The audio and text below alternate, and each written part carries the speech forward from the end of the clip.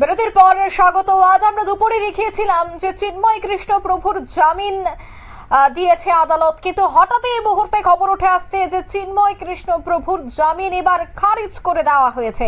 চিন্ময় প্রভুর জামিন নাকচ করা হলো। হাইকোর্টের ডিভিশন বেঞ্চ তাকে জামিন দিয়েছিল, কিন্তু হাইকোর্টের আপিল বিভাগ সেই জামিন নাকচ করে দেয়। বিস্তারিত সে বিষয়ে জানবো। টেলিফোন লাইনে যুক্ত হয়ে গেছে প্রতিনিধি রাজীব দত্ত। রাজীব, কি মনে হয় এর পেছনে কোনো ধরনের ইউনুসের ষড়যন্ত্র রয়েছে? আজকে যে জামিন পেয়েছিলেন দুপুর 2টোর সময় তাকে জামিন দিয়েছিল হাইকোর্টের ডিভিশন বেঞ্চ। তারপরেই সরকারের পক্ষ থেকে আপিল বিভাগে আবেদন করা হয়, হাইকোর্টের আপিল বিভাগে আবেদন করা হয়, এবং সেখানে সরকারি আইনজীবী যেটা বলেছেন যে চিন্ময় কৃষ্ণের বিরুদ্ধে গুরুতর অভিযোগ রয়েছে। তার অনুগামীদের হাতে এক তরুণ আইনজীবী মারা গিয়েছেন, তাই তাকে জামিন দেওয়া যাবে না, তার বিরুদ্ধে রাষ্ট্রদ্রোহিতার অভিযোগ রয়েছে, এবং এই আবেদন মেনে নেয় হাইকোর্টের আপিল বিভাগ এবং তাকে জামিনটা আপাতত স্থগিত করে দেওয়া হয়েছে।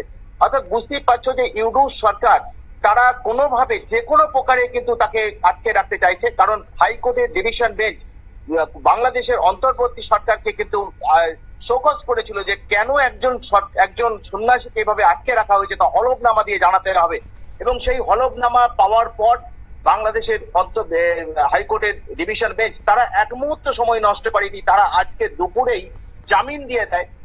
যে হলফনামা দেওয়া হয়েছিল সে হলফনামা তাতে মনে হয়েছে যে তাকে অযথা আটকে রাখা হয়েছে, তার বিরুদ্ধে মিথ্যে অভিযোগ, এবং তারপরেই কিন্তু সঙ্গে সঙ্গে কিন্তু যখনই জামিন পান তিনি তারপরেই কিন্তু তড়িঘড়ি সরকারের পক্ষ থেকে মুভ করা হয় হাইকোর্টের আপিল বিভাগে, এবং কিছুক্ষণ আগেই তার জামিন আপাতত নাকচ করে দেওয়া হয়েছে।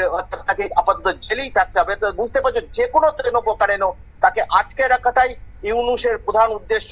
বারবার যখন ভারত সরকারের পক্ষ থেকে আবেদন করা হচ্ছে, যে বলা হচ্ছে ইউনুস সরকারকে বলা হচ্ছে যে তাকে মুক্তি দেওয়ার জন্য, কারণ তার বিরুদ্ধে যে অভিযোগগুলো আনা হয়েছে সবকটাই মিথ্যে, দেশদ্রোহিতার অভিযোগ তার বিরুদ্ধে আনা হয়েছে। তার বিরুদ্ধে তিনি কি করেছেন, যে বাংলাদেশে হিন্দুদের উপর অত্যাচার হচ্ছে, মৌলবাদীরা অত্যাচার করছে, তার বিরুদ্ধে প্রতিরোধ আন্দোলন তিনি তৈরি করে গড়ে তুলেছে, হিন্দুদের একত্রিত করেছেন, যে তৈরি করেছেন হিন্দু জাগরণ মঞ্চ, এবং সেই নিয়ে যেটা তৈরি করে তিনি আন্দোলন করছেন এই হিন্দুদের বিরুদ্ধে যে আক্রমণ, তার বিরুদ্ধে তিনি আন্দোলন করছেন, প্রতিবাদ জানাচ্ছেন, সরকারের কাছে আবেদন করছেন যাতে হিন্দুদের রক্ষা করা যায়। আর তাতেই কিন্তু কুনজরে পড়েছেন এই তোমার চিন্ময় কৃষ্ণ, সরকারের কুনজরে পড়েছেন, এবং তারপরেই তার বিরুদ্ধে দেশদ্রোহিতার অভিযোগ এনে বিএনপির তরফ থেকে অভিযোগ করা হয়েছিল, এবং দেশদ্রোহিতার অভিযোগ এনেই তাকে গ্রেফতার করা হয়েছে 26শে নভেম্বর। দীর্ঘদিন প্রায় 5 থেকে 5.5 মাস তিনি কারাগারে ছিলেন, তাই আজকে জামিন পেয়েছিল, কিন্তু তারপরেই কিন্তু সরকারের পক্ষ থেকে তাকে তার জামিন আটকে দেওয়া হয়। মানে এই সরকার যে মৌলবাদীদের সরকার, এটা কিন্তু আবার পরিষ্কার হয়ে গেল যে আজকের আবার ইউনুসের সরকার তার জামিন আটকে দিল। অঙ্কিতা, ধন্যবাদ রাজীব।